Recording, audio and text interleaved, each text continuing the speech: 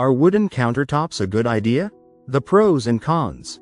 Dear friends, wooden countertops can instantly bring warmth and natural beauty into your kitchen. Their rich textures and unique grain patterns make every slab one of a kind, giving your space a cozy and premium feel. But are they really a practical choice for everyday use? One of the biggest advantages of wooden countertops is their aesthetic appeal. They suit both modern and traditional kitchens and can age beautifully over time. Wood is also softer than stone, making it gentle on dishes and quieter during use.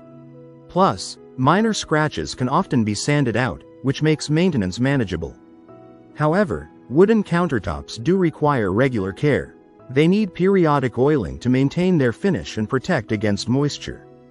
Without proper sealing, wood can absorb water, leading to stains, swelling, or even cracking over time. Another downside is that wood is more prone to scratches, dents, and heat damage compared to materials like granite or quartz. Placing hot pans directly on the surface or cutting without a board can leave marks. On the hygiene side, properly maintained wood can be safe, but it still needs consistent cleaning to prevent bacterial buildup. In conclusion, wooden countertops are a great choice if you love natural aesthetics and don't mind regular upkeep.